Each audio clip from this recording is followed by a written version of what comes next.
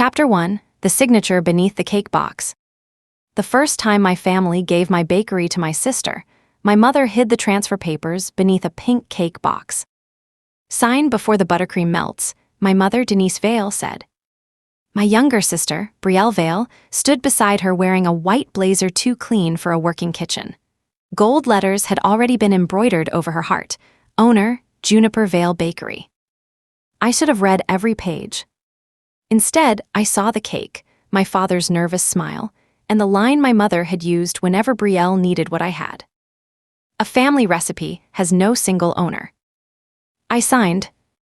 The papers transferred my 2-deck ovens, spiral mixer, proofing cabinet, and display cases to Brielle's new company for $1. A second document made me personally responsible for Juniper's 5-year lease renewal. My mother called me production director. Brielle called me her partner. 3 weeks later, Brielle fired me. She had photographed my recipe binders while I slept above the shop. She changed the alarm code, kept my equipment, and appeared online holding my salted pear morning bun. "Our grandmother's secret recipe," she told the camera. Our grandmother had hated pears.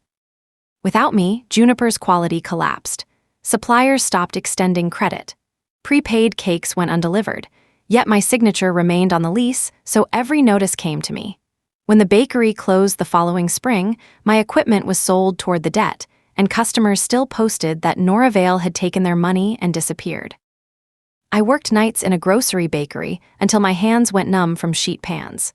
One rainy evening, I passed the dark Juniper storefront and saw my reflection beneath Brielle's faded gold name. I remember thinking that I had built every shelf behind that glass, yet I no longer owned a key. Then a delivery van jumped the curb. I woke to my old alarm chirping at 6:10 in the morning. My bedroom smelled like yeast and the vanilla hand cream Brielle always borrowed. The date on my phone was August 28th, 6 hours before my mother would place the cake box over the papers. I did not waste 1 minute asking why I was back. I drove to Juniper before sunrise. The kitchen was still mine to open. My key turned. The mixer hummed under my palm. On the desk sat 3 black recipe binders filled with 12 years of crossed-out temperatures, flour percentages, customer notes, and grease marks. Memory was not ownership proof, those binders were. I packed them into my car. I removed the encrypted drive that held my development photographs and cost sheets. Then I gathered the purchase folder for the equipment. Every large machine had been bought through my sole proprietorship before Juniper opened, because my parents' credit had been too weak. I could not take everything I had touched. Juniper's deposit account belonged to my parents' business. The customer list sat in its booking system. My mother controlled the social pages because I had let her handle the friendly part while I worked before dawn. Even the green awning carried the Vale name my parents registered. In my first life, I had confused building something with controlling it. This time, I wrote 2 lists. Mine included the recipes, development files, machines, and personal supplier account. Theirs included the storefront, deposits, old pages, and business name. Leaving their property behind was not surrender. It was the price of making the separation clean. At 7, I emailed Caleb Price, the storefront landlord. I told him I would not guarantee any renewal and asked him to witness removal of my personal equipment after the current day's production. His reply arrived 12 minutes later. "Understood. Renewal offer expires Saturday. Current lease ends September 30th. Bring receipts and serial numbers. I will meet you at noon." My future memory had pointed me to the trap. Ordinary records opened it. At 11:50, my mother arrived carrying the same pink cake box. My father, Victor Vale, locked the front door behind them. Brielle wore the same white blazer. This time, the gold embroidery did not hurt. It looked like a costume issued before rehearsal. "Surprise," Brielle said. "Mom and Dad want me to lead the next chapter. You will finally get to focus on the baking you love." My mother slid the papers toward me. I turned directly to the equipment schedule on page 6. Why is my spiral mixer listed as Brielle's property? My father's smile vanished. Denise Vale tapped the paper. "We are formalizing what already belongs to the family." "Who paid for it?" "Don't turn a celebration into an audit." I placed 4 receipts on the table. Who paid for it? Brielle's eyes filled instantly. Tears had always been her quickest form of management. I thought you would be happy for me. You embroidered owner on your jacket before I signed. You were happy enough for both of us. The side door opened. Caleb Price entered with a clipboard, followed by 2 insured movers I had booked for 1 hour. My mother stood. Why is the landlord here? Because the renewal offer expires Saturday, I am not signing it, and my equipment leaves today. My father pulled me aside. Nora, I cannot risk our retirement savings on all new machines. Just leave the ovens until business steadies. In my first life, that fear had become my signature. Then don't promise Brielle a bakery built from things she doesn't own. Caleb checked each serial number against my receipts. The movers disconnected the smaller oven, mixer, proofing cabinet, and cases. The larger deck oven would require a technician the next morning, so Caleb documented it and sealed its control switch until removal. I left the rented sinks, prep tables, and my parents' aging convection oven. I left the Juniper name, its social accounts, and the remaining month of the lease. I did not strip the walls. I took only what had always been mine. My mother followed me onto the sidewalk as the truck doors closed. You have nowhere to put any of this. That had been true at sunrise. At 9:30, while Doe rested, I had called Malik Carter, the leasing manager at Harbor Light Food Hall. A small bakery stall had reopened after another tenant moved upstairs. My records, equipment, and 6 years of Juniper sales history qualified me for a 3-month trial. The stall had no private oven, only reserved hours in Harbor Light's commissary. I would pay a security deposit from my savings and begin with weekend service. Malik had warned me that 1 missed rent payment or 1 unapproved worker could end the trial. It was smaller than Juniper and far less forgiving. It was also an agreement that named me. I sign tomorrow, I said. Brielle stepped out behind her. What about our recipes? Which one are you planning to bake first? Her mouth opened, then closed. My mother lifted her phone. The whole neighborhood will hear that you gutted your own family's bakery before your sister's opening. Tell them everything, I said. Start with the $1 equipment transfer.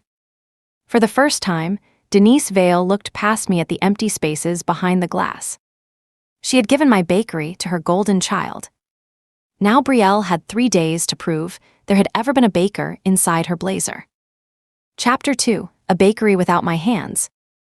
On Saturday morning, my younger sister, Brielle Vale, opened Juniper with a hardware store mixer and 600 followers watching live. I watched only because Rosa Mendez, my flour supplier, called me from the curb. Victor is trying to place 12 bags of high-protein flour on your development account, she said.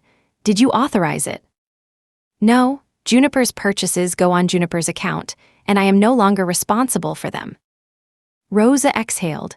That account is already at its limit. I will tell him payment comes first. In the background, I heard my father, Victor Vale, say, Nora always settles on Friday. Not this Friday, I said. Rosa did not promise loyalty. She promised accurate billing, which was worth more. 5 minutes later, Victor called from the same curb. The opening order was always part of your weekly volume, Victor said. Rosa is treating us like strangers. You changed the owner and the person responsible for payment. You are a different account. Your mother says you can approve it once. Once becomes the unpaid balance everyone remembers under my name. Pay for the flour you need. He lowered his voice. If I put more of our savings into this, your mother will make me guarantee the renewal too. His fear was honest. His proposed solution was still to transfer it to me. Then tell her no, I said. At Harbor Light Food Hall, my mixer sat behind a locked wire cage labeled Stall 12. Malik Carter, Harbor Light's leasing manager, handed me 1 brass key and 1 electronic access card. Only you are authorized for this stall, he said. If you add staff, put them on the insurance list before they touch equipment. The sentence felt almost luxurious. Only you are authorized. I had enough ingredients for 120 test pastries. I mixed brown butter rye cookies, cardamom knots, and the salted pear morning buns that had built Juniper's weekend line. The small commissary forced me to reserve the oven in 40-minute blocks between a dumpling stall and a pie cellar. I weighed every tray before moving it, labeled every tub, and rewrote my production plan when the pie cellar needed 10 extra minutes. At Juniper, I had hidden those adjustments so well that Brielle believed a recipe was a page and an oven was a button. Harbor Light made the invisible work visible to me, even if nobody else watched. At 10:20, Brielle called. "The first pear batch is spreading. What temperature did you use after the second proof?"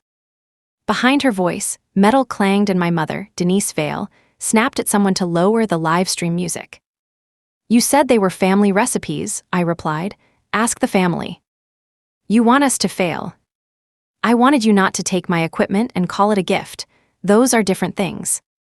She lowered her voice. "If Juniper closes, Dad loses everything." Dad refused to guarantee the renewal. He wanted me to lose everything instead. I ended the call and shaped the knots. The old bargain pulled at me with every turn of dough. I knew exactly how to fix the spreading buns. I also knew that one whispered temperature would become another week behind Juniper's ovens, then another year. At noon, Harbor Light opened for its weekend preview. I had no permanent sign yet, only a printed card that read HEARTHLINE Test Kitchen. Rosa arrived first. She bought 2 knots and asked for a receipt before telling me they were good. That was Rosa's version of affection. Jonah Reyes, who bought pastries for 3 neighborhood cafes, stopped because he recognized me. "I thought Juniper was doing a grand reopening," he said. "Juniper belongs to my sister now. Hearthline belongs to me." He looked at the plain card, then at my crowded tray. "Can you produce 400 pieces by 6 every morning?" "Not from a trial stall, and I will not promise volume I cannot make. I can send you a capacity sheet after my first month." He seemed disappointed, but he took my card. Across town, Juniper's livestream became a disaster people could smell through their comments. Brielle cut open a pear bun. Butter leaked across the board. The center sagged like wet cloth. She smiled too brightly and called it rustic. My mother stepped into frame. "Our opening has been delayed by the sudden removal of essential family equipment," she announced. "But Brielle is bravely preserving recipes that belong to all of us." Then she turned the camera toward the empty space where my proofing cabinet had stood. The comments shifted. Some viewers asked why the owner did not own her equipment. Others called me jealous. Mrs. Phelps, who had bought birthday cakes for me for years, wrote that sisters should support each other. Brielle began to cry without smearing her makeup. "Nora taught me that food is love," she said. "I hope she remembers that." At Harbor Light, a customer held up her phone and stared at me. "Are you the sister who took the ovens?" I handed her the last cardamom knot. "I am the baker who bought them." She paid. By 2 o'clock, every Hearthline tray was empty. I had earned less than Juniper used to make on a slow morning, but every receipt carried an account only I controlled. I counted 67 individual sales and 9 customers who asked when I would return. 3 had come to judge the cruel sister from the livestream. 2 of those bought seconds. The 3rd left without apologizing, but she stopped filming me. My first independent day did not erase Juniper's name. It proved I could create a smaller line without hiding behind it. The small victory lasted 9 minutes. My mother arrived at Harbor Light with Victor and Brielle behind her. Denise placed a copied recipe page on my clean counter. "You missed one binder," she said. I recognized the page. Salted Pear Trial 17. I had discarded it 2 years earlier because the extra salt drew water from the fruit during proofing and made the finish bitter. "That is not a finished recipe." "Then give your sister the finished one." Malik Carter stepped out of the office when my mother's voice rose. Denise pointed at me. She removed shared property to destroy an established business. Malik looked at the empty trays and then at me. "Is there a dispute over anything currently inside Harbor Light?" I showed him the equipment list attached to my lease and the receipts he had already reviewed. "No," I said, "they want recipes I did not license to them." "Then Harbor Light is not the place to resolve it," Malik said. "They need to leave the tenant area." He did not declare me a good daughter or Brielle a fraud. He protected his kitchen and nothing else. My father's shoulders sagged with relief when security was not mentioned. My mother gathered the trial page. "Keep your little stall," she said. "We have the customers who made your recipes valuable." That was the route I had left behind: Juniper's customer accounts, deposits, and neighborhood name. The next morning, my personal phone began ringing at 7. The fourth caller, Juniper wedding customer Celia Dunn, did not say hello. "My wedding is Saturday," she said. "Your mother says you took my cake and my deposit with you." Chapter 3: The customers they sent to blame me. By 8 on Sunday morning, 23 Juniper customers had my private number. Some wanted refunds, some wanted cakes. One man left a message saying thieves should not be allowed to bake in public. Then Celia posted her invoice beside my photograph. "Nora Vale abandoned my cake 6 days before my wedding," she wrote. "Her family says she took the recipe files and walked out." The post spread because it contained one fact that looked decisive. My name appeared underprepared by on Juniper's order sheet. In my first life, I had not understood how completely the customer ledger could become a weapon. I had expected my family to reach for recipes and equipment again. Instead, they reached for people who had already paid and pointed their fear at me. I opened Juniper's old terms from a customer email. Deposits had been paid to Juniper Vale Bakery. My mother, Denise Vale, controlled that account. My handwritten production notes were not personal contracts, but explaining that would not produce Celia's cake. I called her back. "Who processed your payment?" "Your father." "What business name is on the receipt?" "Juniper Vale Bakery, but your name is on the order." Because I planned to make it before my family transferred the business and removed me, I did not receive your deposit. Her voice cracked, "So I am just stuck between sisters." That question hurt because a correct boundary could still leave an innocent person bleeding at its edge. "No," I said. "Juniper owes you the cake or the refund. Separately, I can offer a new contract at ingredient cost if you still want me to make it. You should not cancel your claim against Juniper." "Pay twice." "Yes, I know that is unfair. I cannot promise 23 rescues, but I can fit your cake if you decide by noon." She hung up without thanking me. I posted one statement on Hearthline's page. I said I had left Juniper on August 28th. Juniper retained all deposits, and future orders required new written Hearthline contracts. I attached a blank receipt showing the separate business names. I did not post my mother's messages or call Brielle incompetent. Then I turned off comments and went back to work. At 10, my flour supplier, Rosa Mendez, arrived with 2 bags I had paid for in advance. "Juniper told 3 customers you froze their supplier account," she said. "Did I?" "No, they exceeded their own limit. I corrected that when Mrs. Phelps called me. I will not discuss the rest." That correction did not erase the angry posts.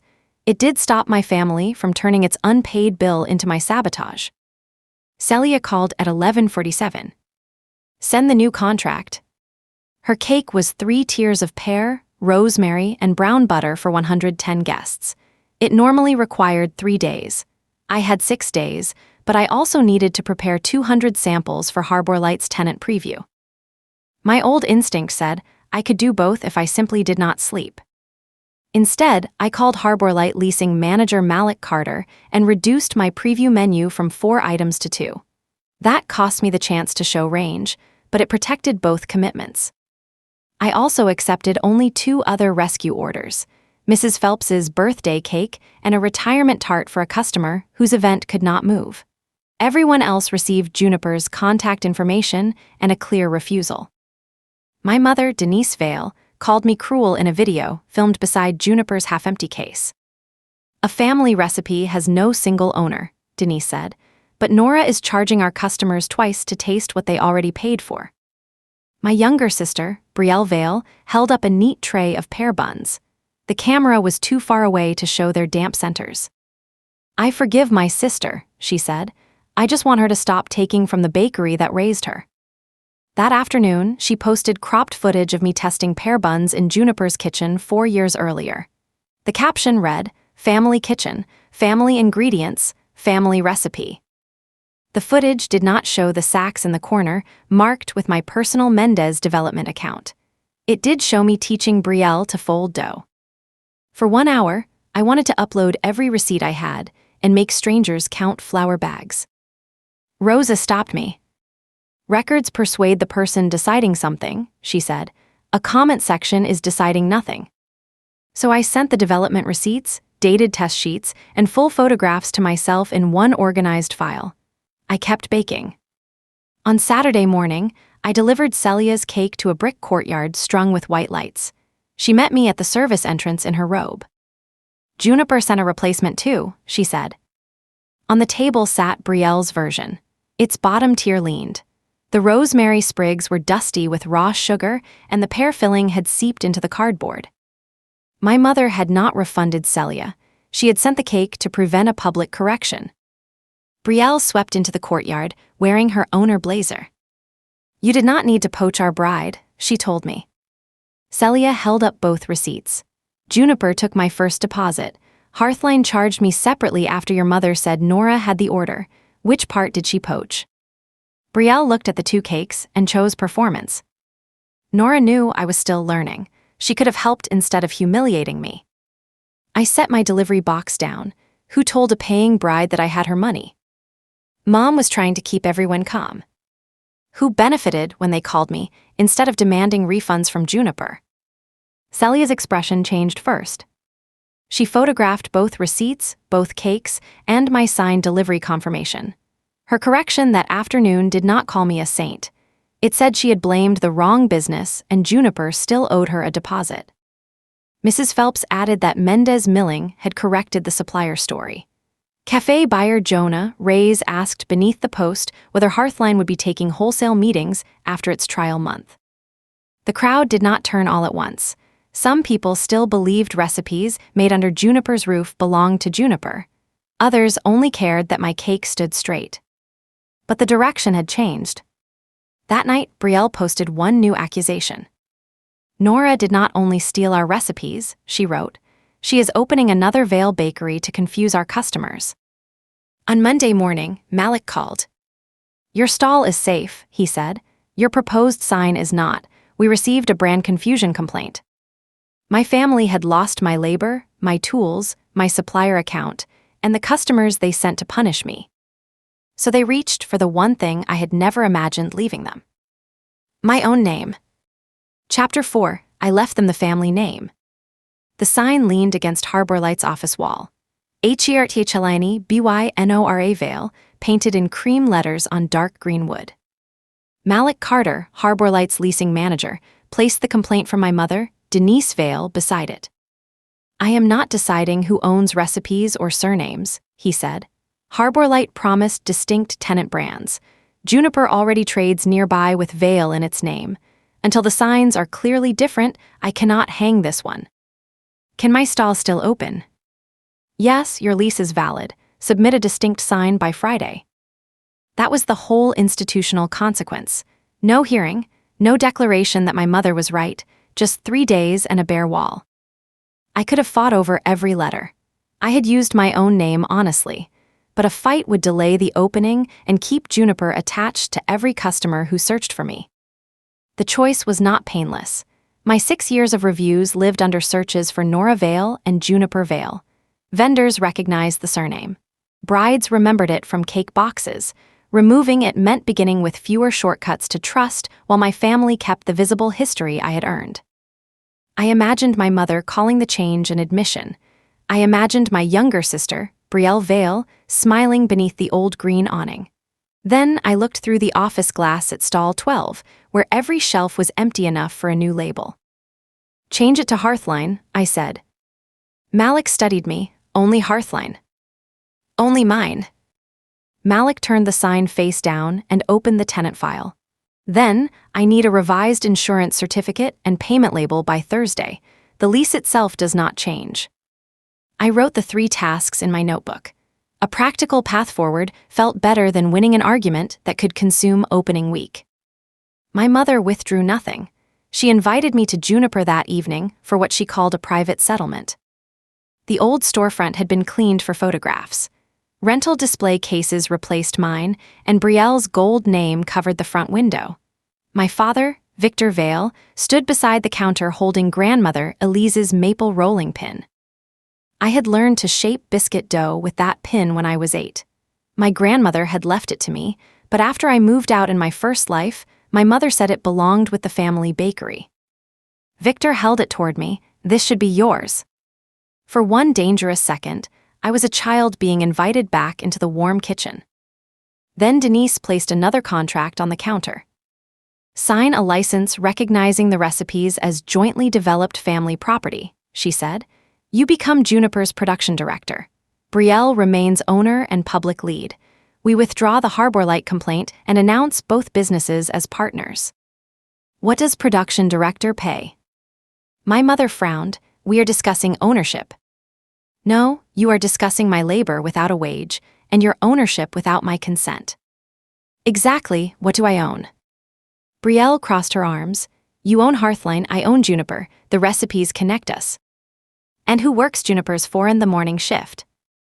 "Until I learn volume, you would supervise." There it was. The white blazer still needed my flour-covered hands inside it. My father set the rolling pin down between us. "Nora, the supplier will restore credit if you come back. I cannot guarantee the new account from retirement funds." "Then don't." "Your mother says it is temporary." Rosa restores credit when bills are paid, not when families pose together. If Juniper needs my signature before she will sell you flour, then Juniper does not have credit. It has me. Victor rubbed the worn handle of the rolling pin. "We put the down payment on that storefront because you wanted a bakery. And I repaid it in my first 18 months. After that, I paid myself less than Brielle made managing videos. How many more years turned the debt into ownership?" He had no number. That was how family debt survived. The amount was never stated, so it could never be finished. She said the lease guarantee was a formality in my first life. Temporary is just permanent before the signature dries. Denise's face hardened. "You are enjoying watching us struggle." "No, I am refusing to make your struggle mine." She tapped the contract. "A family recipe has no single owner." I opened my development file. The salted pear bun occupied 43 dated pages. Trial 1 used raw pear and collapsed. Trial 9 used too much rosemary. Trial 17 carried my handwritten warning. Extra salt draws water after proofing. Bitter finish. Final Trial 22 matched the purchases on my personal Mendez account and tasting cards signed by 12 early customers. I did not need to prove that butter and flour belonged to me. I needed to show that this particular product came from years of decisions my sister had not made. "If no one owns it," I said, "why do you need my signature?" Brielle looked at the file, not at me. My mother recovered first. "Because cafe buyer Jonah Reyes wants a continuity statement before discussing a wholesale order. He knows Juniper's reputation was built while you worked here. A public partnership reassures him." At last, the real deadline sat on the counter. Juniper's grand reopening was Saturday. Jonah would attend. Flour supplier Rosa Mendez would consider restoring limited credit. My mother needed my name, not reconciliation. "No," I said. Denise pushed the rolling pin toward me. "Take that and think until Friday." I picked it up. Brielle laughed once softly. "You always come back when there is work to save." The laugh cut deeper than my mother's threats because Brielle knew my habit. I had rescued her school bake sales, her failed pop-up, her first live stream, and every holiday when she arrived after the dough was mixed. I carried the rolling pin to the door. "Not this time." On Friday, Harbor Light hung the new sign, Herthlani. No surname, no family crest, no inherited story. Below it, Malik posted the tenant notice for my opening date. My access card unlocked the kitchen at 4. My supplier invoices came to my email. My deposit terminal fed my account. At noon, Brielle posted Juniper's grand reopening program. It named Jonah Reyes as a prospective wholesale partner, Rosa Mendez as legacy supplier, and wedding customer Celia Dunn as a featured community guest, though Celia had never agreed to attend. Across the top, in gold script, were the words, "The Vale Sisters legacy continues." My name appeared beneath Brielle's as collaborating founder. The featured demonstration was salted pear morning buns, original recipe by Brielle Vale. In the photograph behind the text, Trial 17 lay open on the counter. My mother had arranged a public stage because Juniper needed customers, credit, and a wholesale contract. She had attached my name because it was the last resource she could still reach without my consent. I emailed one sentence: "I did not authorize this program or any collaboration claim. Remove my name." Denise replied 2 minutes later: "Come Saturday and say that to the people whose bakery you abandoned." So I decided I would. Chapter 5: The grand reopening had no baker. Juniper's grand reopening smelled like burnt sugar under expensive perfume. At 10 Saturday morning, every rental display case was full. Croissants hid their flat layers beneath chocolate stripes. Pear buns shone with enough glaze to conceal wet centers. My mother, Denise Vale, had built an audience with specific needs.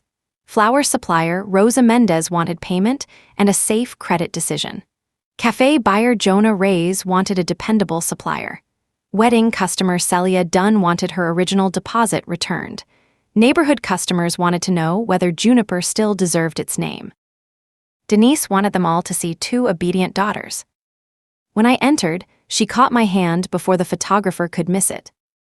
"There she is," Denise announced. "Family disagreements end where family legacy begins." Applause scattered across the room. My younger sister, Brielle Vale, stood at the demonstration table in her white owner blazer. She smiled at me with visible relief. 3 trays of unproofed pear buns waited beside Trial 17. "You came," she whispered. "Check the dough before I bake it." That was the final trap, and it was almost gentle. If I fixed the batch, Jonah would see continuity. Rosa could extend credit. My family would say my attendance ratified the program. By noon, I would be production director without a contract because everyone had watched me do the work. I stepped away from the table. "I came to remove my name. I am not collaborating with Juniper." The room went still enough for the oven fan to sound loud. My mother kept smiling. "Nora is emotional. Building a second location has exhausted her." Hearthline is not a second location. It is my separate business. Jonah Reyes lowered the capacity sheet Brielle had given him. "Then, who developed the wholesale formulas listed here?" Brielle answered quickly. "I did, using family recipes. Nora handled some early testing because she had more free time then." I placed a copy of my development index beside her trial page. "Which trial solved the water release after proofing?" "The final one." "What changed?" She glanced toward my mother. "The pair ratio." It was not the pair ratio. Rosa Mendez moved closer. She had seen the development purchases spread across years, each charged to my separate account. She did not announce that I owned a universal idea. She asked a business question. "Brielle, which flour are you ordering for 400 units a day?" "Your high-protein blend." "That is Nora's cardamom nut flour. Juniper ordered pastry blend yesterday." Jonah crossed one line off his capacity sheet. My mother reached for the papers. "This is a recipe demonstration, not an interrogation. A family recipe has no single owner." "Then remove my name," I said. "Your name reassures people." "About whose work?" Before she could answer, the oven timer rang. Brielle pulled out the first tray. The buns looked beautiful for 30 seconds. Then pear syrup ran from their seams. The extra salt in Trial 17 had drawn moisture during the proof. When Brielle cut one open, steam carried a sharp, bitter smell across the front row. The failed batch did not prove authorship. Anyone could ruin dough, but it proved that Juniper's promise of tested volume rested on a copied page Brielle did not understand. Jonah tasted one corner and set it down. "Were these the formulas used for the projections you sent me?" Brielle's confidence cracked. Nora removed the final binder. "Because it is mine," I said. "You advertised an original recipe by Brielle while asking me 2 minutes ago to fix it." Celia Dunn stepped out from beside the window. She had come after seeing her name on the program. "You also called me a featured guest without permission," she said, "and Juniper still has my first deposit." Denise turned to her. "We delivered your wedding cake." "You delivered a collapsing replacement after directing me to Nora." Hearthline delivered the cake under a second contract. These are both receipts. She held them up, not for drama, but because two businesses had taken two payments, and only one had kept its promise. Mrs. Phelps, loyal to Juniper for years, asked my father, Victor Vale, whether I had truly transferred the recipes and equipment. Victor looked at Denise, then at Rosa's new credit form on the counter. My mother slid a pen toward him. Victor can guarantee the account while the girls settle this. My father did not touch it. In my first life, he had let my signature protect his retirement. Now there was no signature but his own. No, Victor said. Denise's head snapped toward him. He spoke to Rosa, not to me. Nora bought the equipment. She refused the transfer. She did not sign the recipe license either. I will not guarantee Brielle's orders. It was not a heroic confession. It was a frightened man finally reaching the edge of what he would risk. That made it believable, and it still hurt. Brielle tore off her white blazer. You all expected me to fail, she said. Nora had 12 years to learn. I had 2 weeks.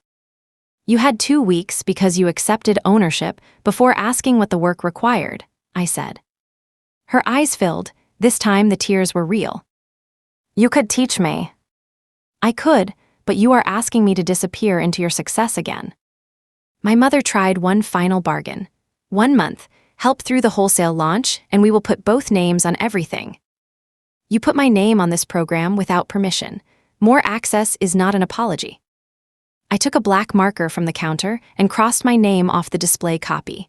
Then I wrote beneath it, Nora Vale owns and operates Hearthline. Hearthline is not affiliated with Juniper Vale Bakery. No one cheered. Real decisions were quieter. Rosa collected the unsigned guarantee and told Denise that Juniper would remain prepaid only.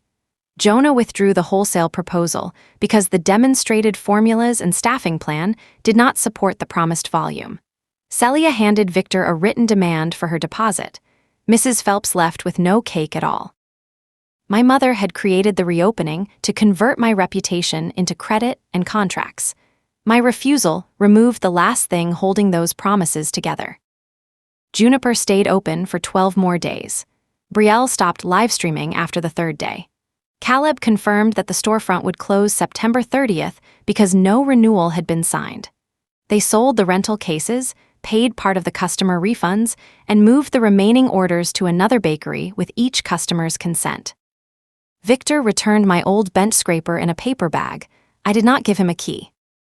6 weeks later, I unlocked Hearthline at 3:45 in the morning. My recipes rested in a steel cabinet. My mixer stood on its numbered floor mark. Rosa's flour arrived under an account with my business name. Celia had ordered an anniversary tart. Jonah had started with a small weekly order after tasting what Hearthline could reliably produce, not what Juniper had promised for me. I set Grandmother Elise's rolling pin on the bench and rolled the first cardamom dough beneath it. For years, I had believed love meant leaving enough of myself in the family kitchen that they would always need me. The Hearthline sign held no surname. The front door had 1 lock, 1 authorized key, and 1 baker inside. When the morning light reached the glass, I opened it myself.